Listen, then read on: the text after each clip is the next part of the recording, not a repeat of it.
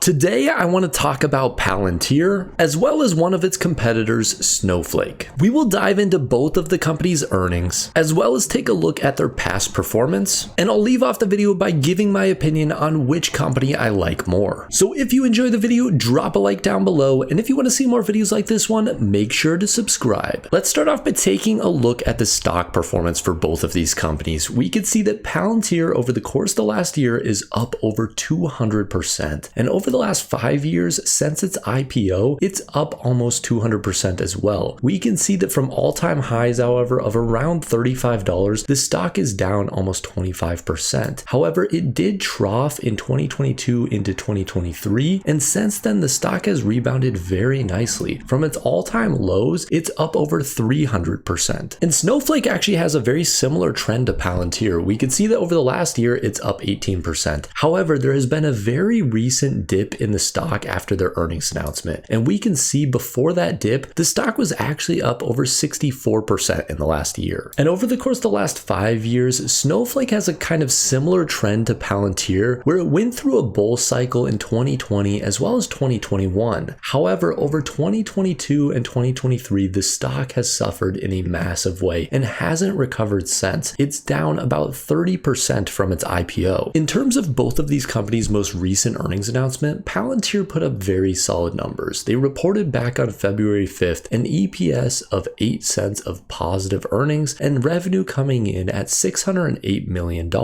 If you just Google Snowflake's earnings, you'll get these numbers. A reported EPS number of 35 cents, which is almost an 100% beat over the expected earnings of 18 cents, and revenue coming in at $774.7 million, which was about a 2% beat on what analysts expected, and this was reported just back on February 28th. However, these numbers are a little bit deceiving because you have to go into Snowflake's earnings release and scroll way down to really start getting the full picture of what they reported. We can see that it isn't until about halfway down this page that you can see on a non-GAAP basis for this quarter they actually had a loss of negative 51 cents per share. And you have to get about 90% through this earnings release to actually get a breakdown of where these numbers are coming from. So their GAAP EPS is sitting at negative 51 cents. They have two non-GAAP EPS numbers. One is sitting at positive 39 cents and the other is sitting at positive 35 cents. So not only do they have this breakdown for the quarter, they also have the entire year breakdown. And for their GAAP EPS number for 2023, they reported negative $2.55. They have a non-GAAP EPS of $1.08, and then their other non-GAAP EPS number of 98 cents. And this is where earnings can start to get confusing because you have these two non-GAAP EPS numbers. The first one is their basic weighted average shares used in computing non-GAAP net income per share attributable to Snowflake common shareholders. And then they even have a diluted version of this. So they have a diluted non-GAAP weighted average shares used in computing non-GAAP net income per shares attributable to Snowflake common shareholders. And when you read a little bit deeper about what this note 2 indicates, it's talking about the effects that restricted stock units could have on EPS numbers. So that's why they're accounting for these restricted stock units that employees can actually get, and ultimately that actually lowers their EPS slightly. So it's just a very confusing way of laying out their earnings, and I think a lot of investors are turned off when companies do things like this. The other thing to note is even if we're just looking at their basic non-GAAP EPS of 39 cents and compare that to their GAAP EPS of minus 51 cents, we can see that there's a very big difference between these two numbers. We're talking about a 90-cent difference. And a lot of times we'll see from companies that there'll be, a 10-20% difference in these numbers. However, this is a huge gap. And the question is, where is this gap being made up from? Is it shares that they are issuing out to their employees? Do they have other things that are affecting the company in a negative way? Why are these numbers so different? And is it something that they can change very easily, or is it something that the company is going to suffer from into the future? In comparison, Palantir's earnings look like this. We can see this is their most recent earnings report, and at the very top, they have their GAAP earnings per share, which came in at positive 4 cents, and their adjusted or their non-GAAP EPS coming in at positive 8 cents. So there's a very little spread between these numbers. They're easy to see, and there isn't all this other nonsense kind kind of factored into these numbers. In terms of top line numbers, Snow has done a fairly decent job of growing. Right now, they're growing around 30 to 35% year over year for their top line revenue numbers, and they're sitting at a trailing 12-month revenue of around $2.6 billion.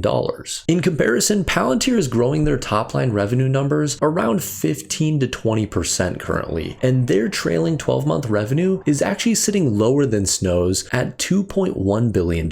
However, in terms of bottom line numbers, Palantir is a clear outperformer compared to Snow. Over the last 4 to 5 quarters, they have consistently maintained profitability and done a very good job of growing their net income. Snow, on the other hand, has been consistently unprofitable and isn't really showing a clear path to profitability. We can see that over the last few years, they have really maintained this quarterly loss of around 60 to 70 cents per share. Even going back to 2021, they were still losing around 70 cents per share. So it isn't clear about how they get to profitability. They did show some promise in 2022 when they started sneaking closer to profitability with a quarter of negative 41 cents. However, they still have a long ways to go, it looks like, before they become a profitable company. It's always good to look at shares outstanding just to make sure there isn't a crazy amount of stock-based compensation, especially for growth companies like Snow and Palantir. And when we look at Snow, they're actually not growing their shares outstanding in a significant way, around 2 to 3% over the course of the last 2 years. Palantir, on the other hand, over the course of the last 2 years, has grown their shares outstanding by around 5 to 10% year over year, which is a little bit concerning. However, one thing to keep in mind with Palantir is they have approved $1 billion worth of buybacks, and investors are hoping over the course of the next year, they'll start utilizing some of this program. Really, my biggest problem with Snow comes around the lack of clarity with their earnings and how they will get to profitability. Keep in mind these numbers on Yahoo Finance are non-GAAP EPS numbers. So analysts right now are projecting in 2025 Snow to report around 95 cents of positive EPS. This is actually down from a year ago when they reported positive 98 cents of EPS. And in 2026, they're expecting this number to grow slightly to $1.37. Overall, that's not bad. However, the question mark still remains around where their GAAP EPS will go over that time period. Will this jump get them to profitability, or will they still be non-profitable for their GAAP EPS numbers? And for those reasons, I much prefer owning Palantir stock. I think that they are a lot clearer of a company, of their vision and how they maintain a profitable state and even get back to growth. I think Palantir, with their commercial customer base, we've talked about this numerous times, they could see a higher growth rates in terms of their top line numbers, as well as translating this down to their bottom line numbers. So right now, for me, Snow is not a buy. I want to see them get closer to profitability and show that the company can get there, as well as maintain profitability. I think their accounting principles right now are a little bit questionable too. I'd love to see them change that slightly before I would look to invest in a company like this. But keep in mind, do not buy a company just because I talked about it here on YouTube. Make sure you are doing your own research and looking into companies that meet your risk tolerance as well as your time horizon. But if you enjoyed the video, drop a like down below. And if you want to see more videos like this one, make sure to subscribe. And as always, guys, have a wonderful rest of your day.